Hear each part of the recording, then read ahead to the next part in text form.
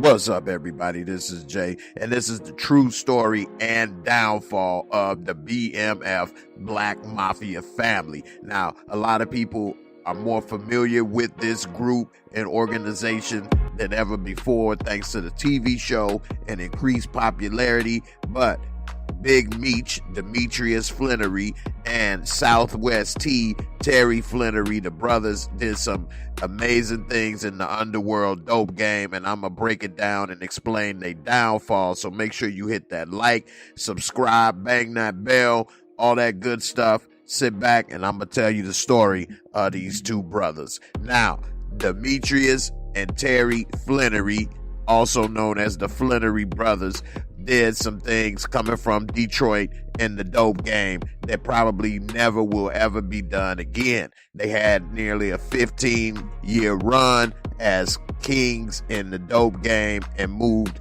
upwards of over $200+ million. Now, their downfall became shortly after, coincidentally, Puff Daddy was running the New York City Marathon. Now, in November 2nd, 03, 10 days later, Puff ended up having to make funeral plans because it was a double homicide in Atlanta at Club Chaos. Now, the reason this had something to do with Puff Daddy is because his bodyguard, Wolf, was murdered. Okay, and that began to bring a lot of attention to him. At around 4 a.m., dozens of rounds was fired at Club Chaos. It left 2 people dead, and it was 38-year-old Anthony Wolf Jones from New York and 38-year-old Lamont Gertie from Brooklyn that was living in Atlanta that died in the hospital. Now, Grady, he died later in the hospital. Now, Wolf Jones was Puffy's bodyguard, and he was present during the J-Lo and Puffy trials when they went to court over gun charges in the 90s, in 1999. Now, Puff was indicted on the gun and bribery charges after the shootout in Club New York with that situation with J-Lo that left 3 people wounded. They were both acquitted later from those charges. The jury found them not guilty on all charges, and Wolf was said to have refused to back down while in Atlanta at Club Chaos.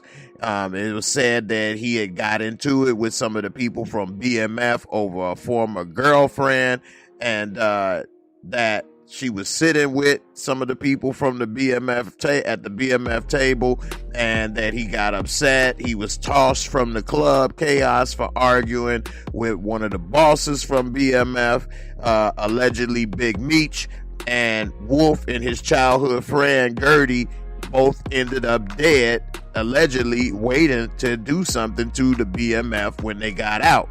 And in that altercation, Meech ended up in the hospital as well. He was actually shot in the butt. Now, Meech told cops later that he didn't know anything and that he was actually running away, and that is why he was shot in the ass. Okay, now Meech was arrested, and that exploded the BMF image in a good way, actually, because it seemed the popularity started to explode. It was free Meech t-shirts everywhere and all kind of BMF merchandise, and he became somewhat of a hood hero at that time. Now, authorities at that moment had no idea that they locked up half of the drug empire BMF. At BMF's peak, they covered most of the country with product. The government at one time seized hundreds of millions of dollars in drug money and product from them. They were definitely game changers. Now, some law enforcement felt that they were a national security threat to the country because of the amount of product and resources that they had control of. And even though they came from Detroit, they had spread to both coasts, east and west. Now, people say Big Meech is the most influential drug lord of the last half century, and that he had definitely the gift of gab. Terry, he was lesser known of the brothers, but that was by design. He was known as incredibly smart and calculating, and he thinks many moves ahead on the chessboard. He tried to be invisible as much as possible. They started this drug game in the 80s, and by 2000 were the #1 wholesaler coke dealers in America. Now, they split the country between them, east and west, between Terry and Meech. The vehicles that they had trap doors to hide the guns, drugs, and money, and they moved kilos from state to state. Now, they bought Mercedes, Benz to Maybach with cash, Bentleys to Ferrari. They were known to be flashy and extravagant. Meech was extremely flamboyant, and that, repeatedly made Terry mad because, of course, in the dope game, you don't want to bring too much attention to him. Now, according to the records, Terry was 2 years younger than Meech, and he was known as Southwest T. They were, although brothers, exact opposites of each other. People said Terry seemed like a regular person, and most wouldn't have expected him to be in the drug game at all.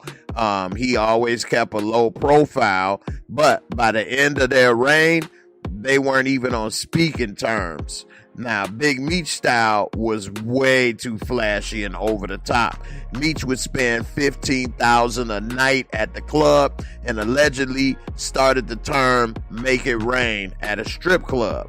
Now, we see Meech felt that the notoriety was good for business, and Terry, on the other hand, felt that Meech had started a war and between himself and the police department by being so flashy and flamboyant and flaunting all this drug money and power in their face.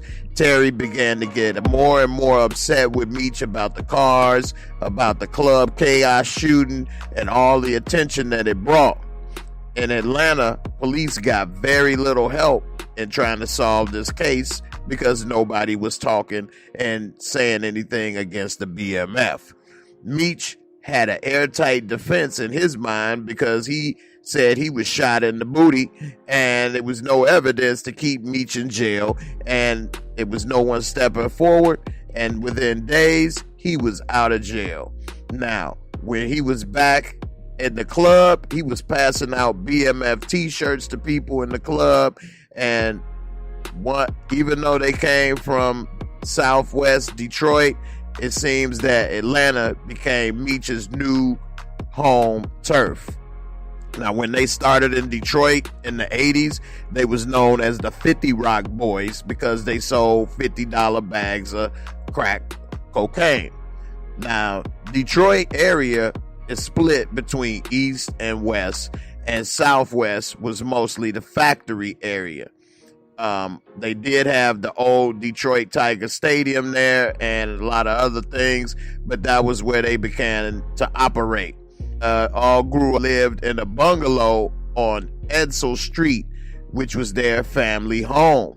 Now, their family was poor. They were on welfare, but the moms and dad was very religious. They would pray, make sure that they had what they needed, that the check came on time, things of that nature, something that, is not too unfamiliar in the black neighborhood. Now, in the 1950s, Detroit was the most economically successful community in America.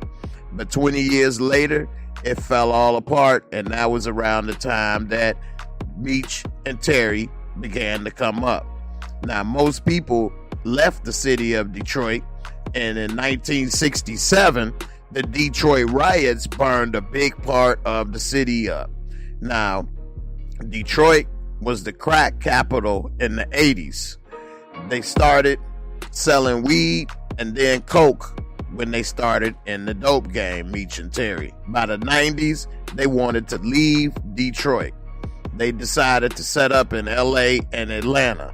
They got connected to the Mexican cartel, and that allowed them to grow to a large scale. Detroit was their cut sitter, and then they distributed throughout the network. but Detroit, they still kept as their main hub, and they had managers in each city. They kind of had this like a corporation set up. They started a business in Los Angeles named Oracle Motorsports. Now they began to provide accessories to high-end cars, and that was a good cover-up for their business. They made secret compartments in these cars, and some cars would need to be in reverse with the AC on and a magnet up to the windshield with the sunroof open for it to work. They didn't make it very simple to open these compartments. They were very elaborate, which was extremely smart. Now, Atlanta was a place with opportunities for them. When they got to Atlanta, they was able to recruit other distributors because they were flashy and had all the money, and then the other distributors wanted to get some of the same money and power that they had, and they took Atlanta over like a storm. Meech, a fan of Al Pacino from Scarface, he used "The World is BMF" from Scarface and put it on billboards around Atlanta, with his face all over it. Now, a lot of police began to see it, and they was wondering what that was about because it really had no meaning. It was just publicity. And so that brought a lot of attention to BMF, and especially because the sign was near the airport and people saw it before they saw the "Welcome to Atlanta" sign. It became to be a major problem for him. Meech used BMF as a front, and he wanted to be in the music business. He created the Black Mafia Family Enterprise in March of 2004 in California. He was the face of BMF Entertainment. He wanted to be a part of the Atlanta rap scene. BMF only had one artist, and his name was Barima McKnight, aka Blue Da Vinci. Now, Blue Da Vinci came from LA and moved to Atlanta. He looked up to Meech as a father figure in the game. He never had any of his music available, and no documents ever were to show where BMF's money came from. It was an open secret on the streets that they were big-time drug dealers. NBA All Weekend 2003, they hit the scene hard. They brought theyself and put theyself on the map in a major way. They would all be coordinating their clothes like black BMF or white BMF camo. They spent big money in all the clubs, and they didn't have any assets or property in their name to show for any of all this large income. They had no legitimate sources for income. They filed no taxes in years, and cops began to wonder, where did all this money come from? 9 months after making a splash on the scene for the NBA All-Star Weekend, BMF ran into the big bad wolf. Now, he and his childhood friend were killed at Club Chaos. Lamont Gertie was his childhood friend. The authorities believe that they were waiting to actually ambush members of the BMF, but it went wrong and they ended up dead themselves. Meech was arrested as the suspect, but also was treated as a victim because he was shot. The killing brought BMF to the spotlight. It also made the city decide to close clubs earlier than they used to. Now, although not enough evidence was there to hold Meech for the double homicide, authorities were suspected of BMF's involvement. DEA agents got a warrant to search a house connected to BMF known as the White House on Bel Air Lake, East Road in Atlanta. Okay, now they found that drug records and vehicle records of 19 different cars and titles, ledgers with names and phone numbers. They didn't find any drugs or guns in the house though, and no paperwork tied directly back to Meech, but instead a company name, Exquisite Empire. On October 2003, cops were working another investigation following a drug dealer who was in a high-end BMW. He was arrested and the car was seized, and inside they found a business card for Exquisite Empire. Car records for the car were found in the White House. In an Excel spreadsheet, the car was listed as BMF. They noticed a lot of cars listed as being BMF on paperwork. In June 2004, 7 months after the Club Chaos came the Velvet Room incident. Leaving the club, and they had a bunch of cars outside, like limos, Ferraris, Lamborghinis, Bentleys, etc. And as they were backing up, a guy walking behind the car tapped the car because they almost hit him, and he tapped the car to let them know, hey, I'm walking here, watch out. And they got extremely offended because he touched their car. So members of the BMF got out of the car and beat the dude to a pulp. They beat the damn boogers out this man to the point where he was extremely, beat till he was unconscious. Now, while he was on the ground from the beatdown, a member of the BMF shot and killed him in the parking lot.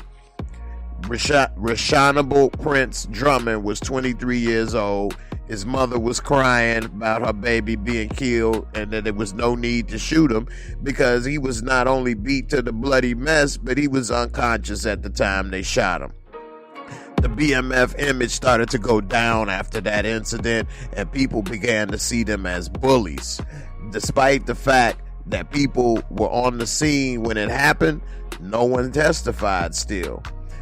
It was the beginning of the end because he now had a major target on his back after killing that kid. Feds began to come after him. In 2015, we had the show Empire, which had Lucius Lyon, and it said it kind of gave an example of what BMF was trying to do, but never accomplished. Now, Meech would have probably been able to accomplish something like Lucius Lyon had he actually put the time into promoting his artists. He definitely had enough money to make any artist successful, but they never did. Now, in the summer of 2004, after surviving a shooting and a parking lot incident, Meech threw a birthday party for his 36th birthday.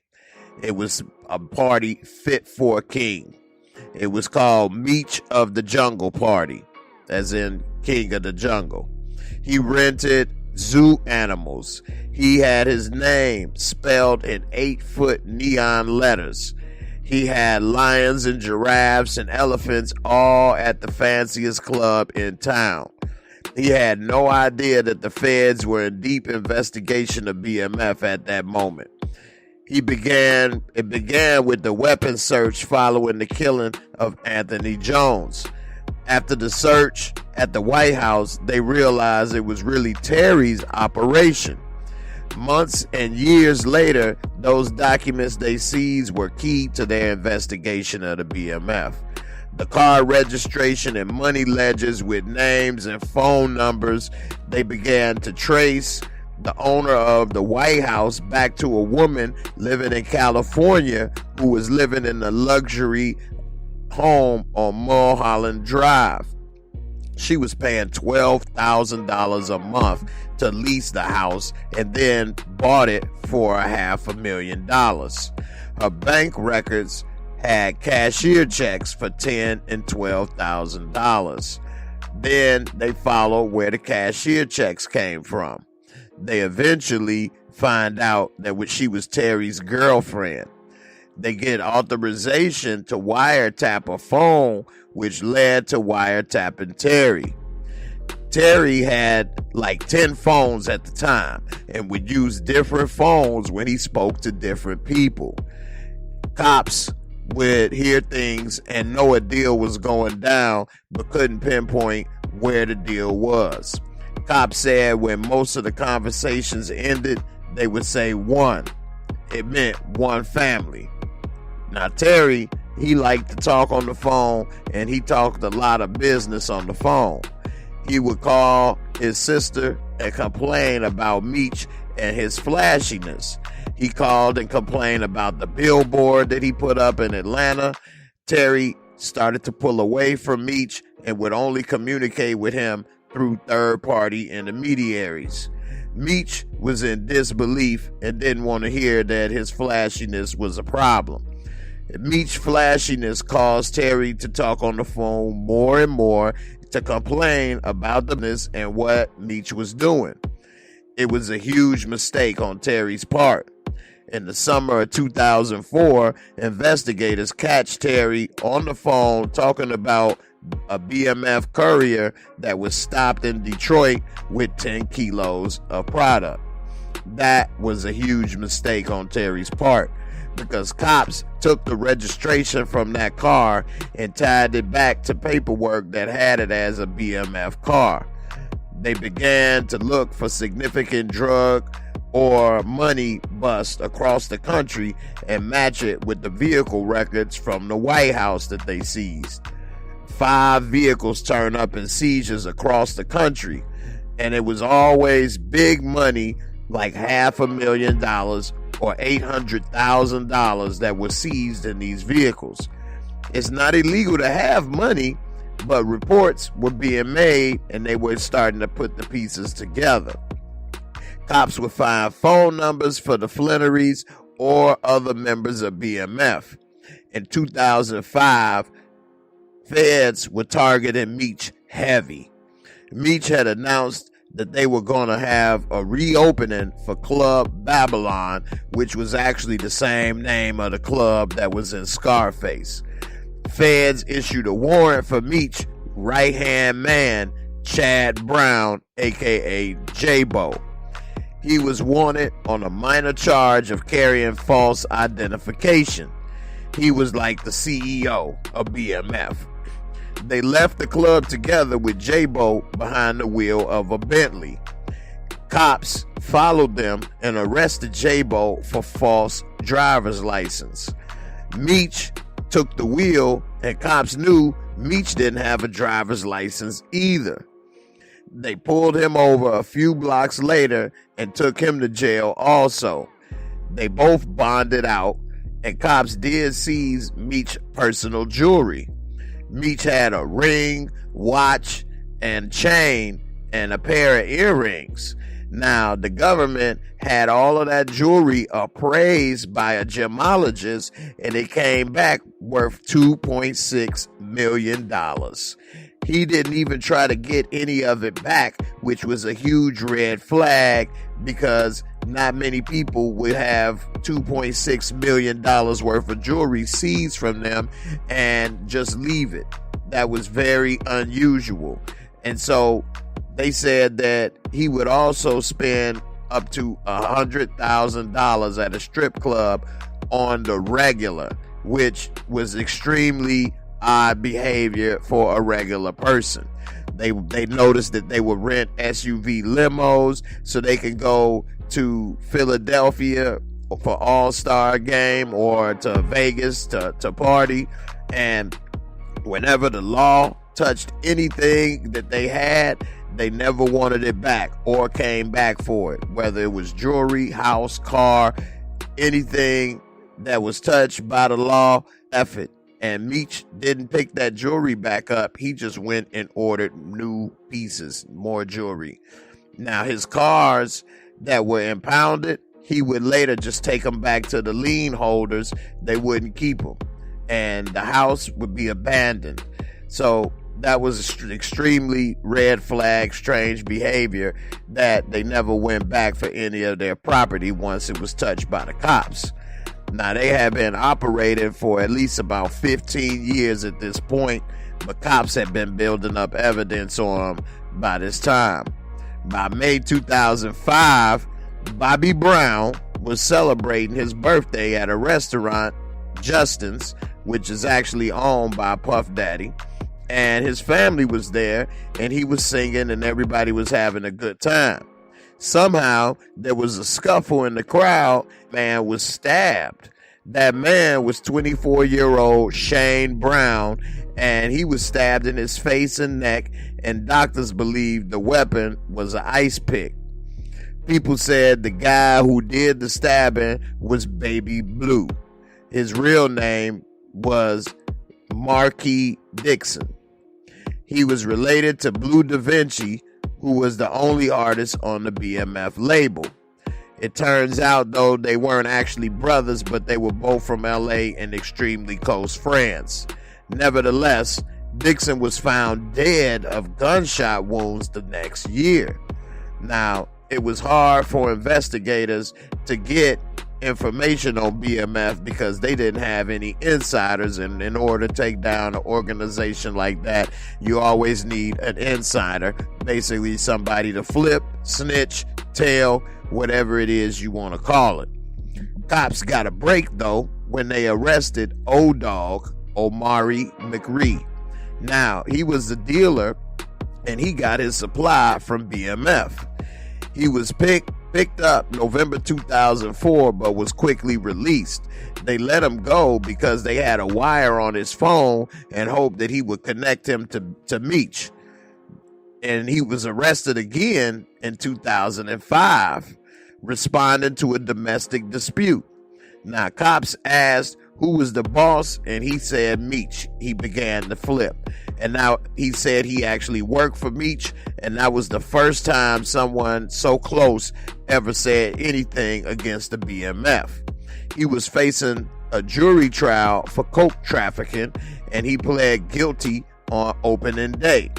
2 months later, the government began indictment of BMF, everyone that had helped them and had anything to do with it. On October 2005, Meech and Terry are charged with running a criminal enterprise.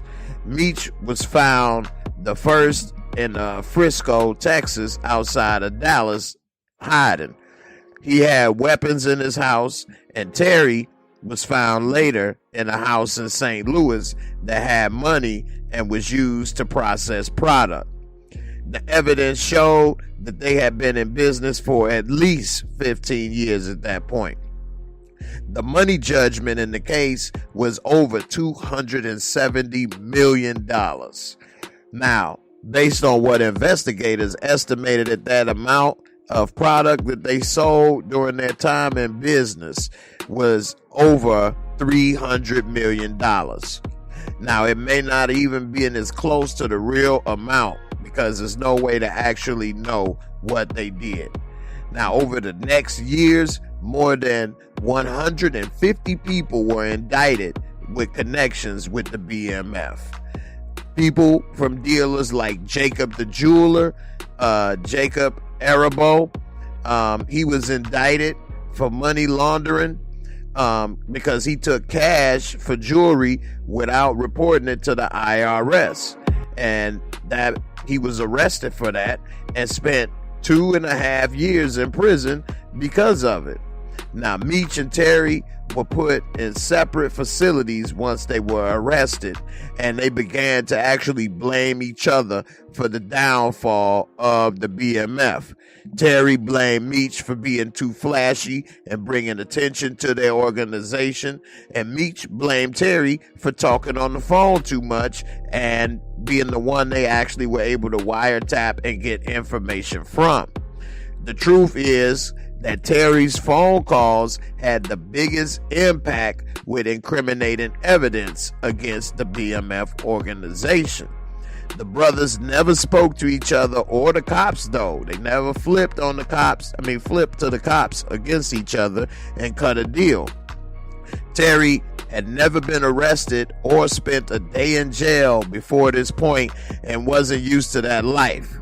Now, Terry thought that he was going to get a bond and not realizing that this was a massive case and that he wasn't going to get a bond.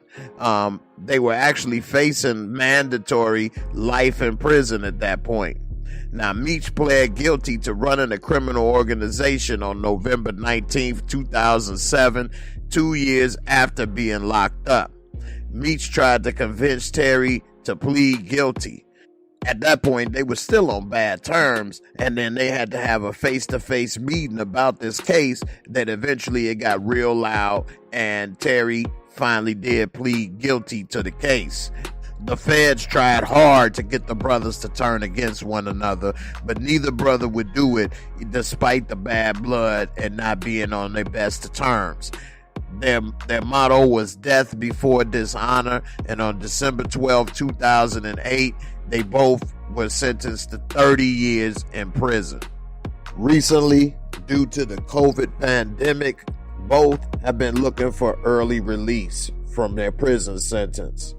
And in 2020 of May, the brother Terry Flintery, aka Southwest T, was granted early release from his sentence and has been placed house arrest. And so the brother Meech, Big Meech, Demetrius Flintery, has been seeking early release for COVID as well, but has been repeatedly denied the option to go home early for house arrest. The judge has said that he feels that Meech has not changed and continues to promote himself as a kingpin. Now, in June of 2021, a federal judge did cut 3 years off of Big Meech's sentence, and it looks as if, as of now, he will likely be released in the year 2028, and at this moment, he is 52 years old. Since he's been in custody in an Oregon prison, they say that he has earned a GED while incarcerated, as well as undergoing drug treatments, and is showing that he's a changed man. And the judge wrote that Meech was entitled to a reduction because of changes in the sentencing guidelines since he was convicted. So here's the question I pose to you as the audience. Who was more responsible for their downfall? Is it Meech for the partying and continuing to live a lavish lifestyle and bring attention to them and their organization? Or was it Terry for speaking on the phone during the wiretaps and having many pages of documents that became incriminating evidence against them? Some say if Meech wasn't living flamboyant, Terry wouldn't have been on the phone complaining. Some people say Terry should have let him do his thing and you do yours and leave it alone. Either way, it's unfortunate that they ended up getting caught up the way that they did. Now, having a drug empire and being allegedly involved in murders is not a good thing. So I'm not saying as if they were politicians or people helping the community, but it's unfortunate that the brothers ended up being each other's own downfall. In the end, you let me know what you think in the comments. Thanks for watching. See y'all on the next video. Peace. Thanks for watching. I hope you enjoyed the video. Please hit that like, subscribe, bang that bell, and I'll catch you on the next one. Peace.